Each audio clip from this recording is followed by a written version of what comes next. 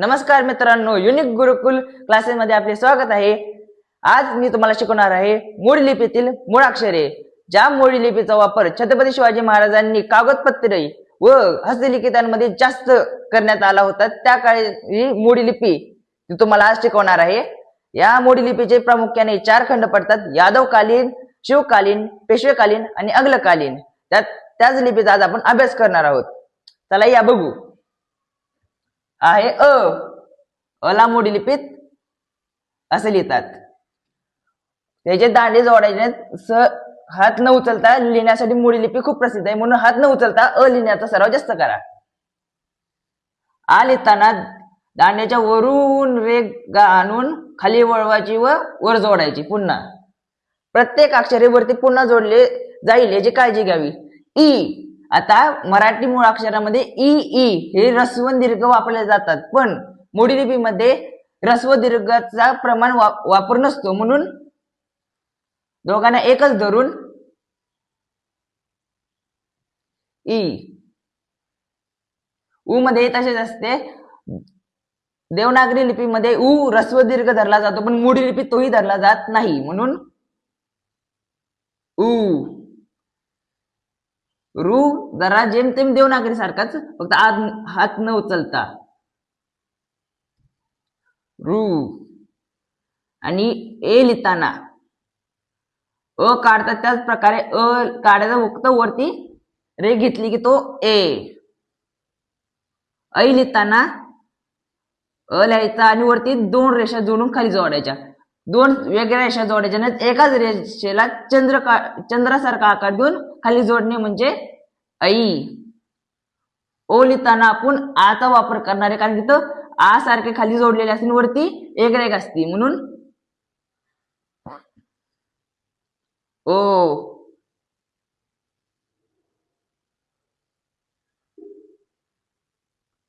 औ, औ लिहितानाही जरा चंद्रासारखा भाग काढून ती सरळ रेष आला जोडणे म्हणजे तो औ असा उच्चार करून लिहिल्यासारखे होते। ला एक बिंदू दिला की आणि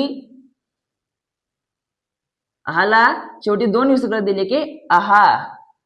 हे झाले स्वर। आता आपण व्यंजन बघणार आहोत। व्यंजन मधला पहिला क। हात न उचलता पण शेवटी 2 गोल येणे हे आवश्यक आहे।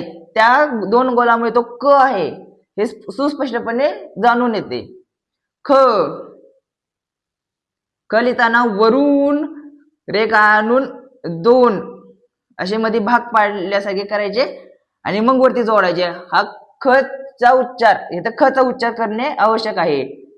आणि ह्या 2 इथं वळलेली रेषा ही ख दाखवते। ग। मोडी लिपीतला ग हा देवनागरी सारखा आहे तसा लिहायचा। घ।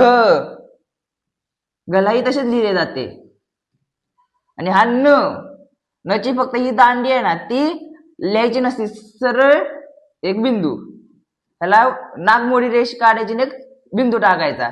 च 2 प्रकारे लिहिला जातो, एक असा हा च आणि एक च। हे 2 कागदपत्रामध्ये गतिशील लिहिताना हे 2 यांचे भाग पडले आहेत, तर तुम्हाला जे सोपे वाटेल ते तुम्ही लिहू शकता। छ ची दांडी सरळ न काढता तिरकी काढली जाते। छ। ज हा पूर्णतः इथे बदलला जातो, इथे एक गाठ काढून वरती जोडणे हा झाला ज।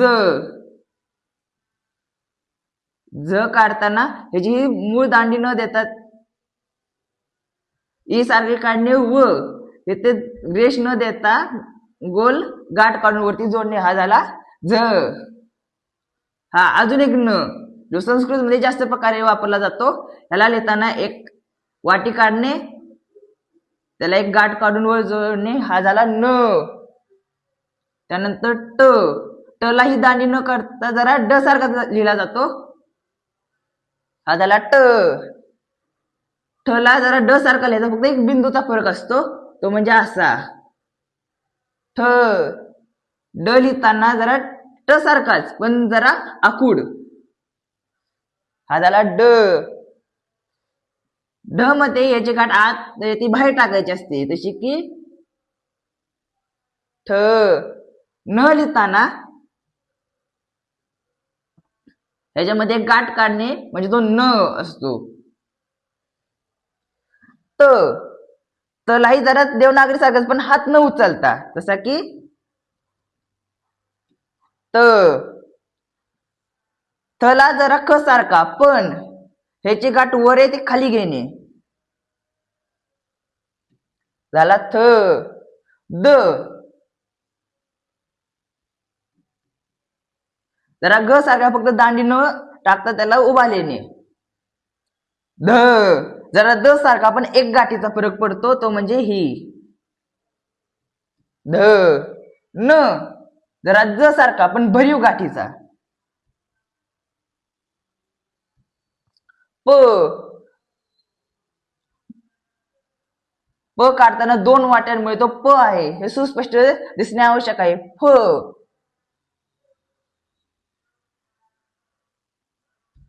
फ. जरा भ सारखा पण त्याची अर्धी वाटी पूर्णतः रेषेला जोडलेली असते व शेवटची वाटणीतून एक रेष सरळ वरच्या रेषेत शिरोलंबास गेलेली असते, म्हणून तो फ असा सुस्पष्ट दिसतो.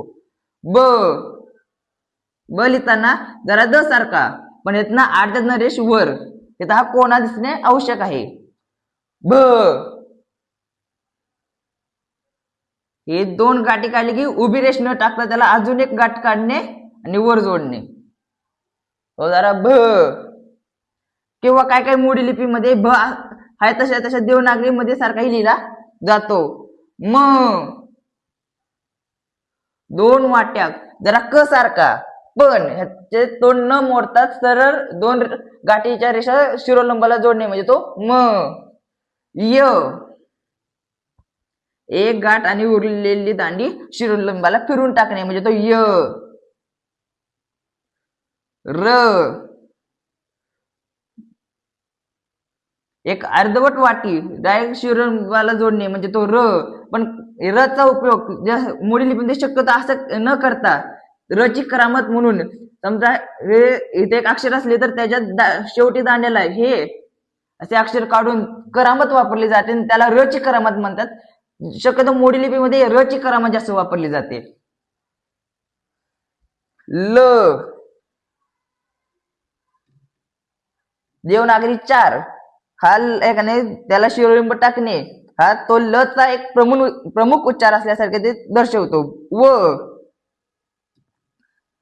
अर्धवट वाटी पण रेषाला शिरोलिंबाला सरळ जाते, तो झाला व. श. जरा देवनागरी सारखा फक्त दांड्याचा फरक पडतो, तो म्हणजे असा श. आणि हा दुसरा श हाय तसा मोडीमध्ये वापरला जातो. स. स हा याची प्रतिमा असते आरशातली, स. हो जरा द सारखा पण जरा तिरका, ह. र. त्याच्या मध्यभागातून रेषा जाते म्हणून तो र तयार होतो, ल असा. आणि क्ष जरा देवनागरी सारखा फक्त एका गाठीचा फरक पडतो, तो असा.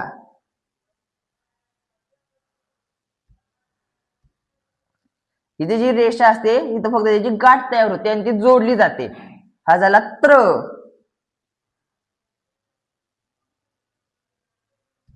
हे झाला त्र. आणि शेवटचा न्य जरा द आणि न याला एकत्र जोडून न्य लिहिला जातो, तो म्हणजे असा.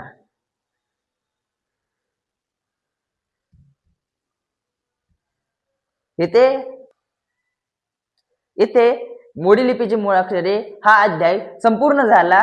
असेच नवीन नवीन नॉलेज पाहण्यासाठी युनिक गुरुकुल क्लासेस बारामतीच्या युट्यूब चॅनलला लाईक करा, सबस्क्राईब करा आणि शेअर करा. धन्यवाद.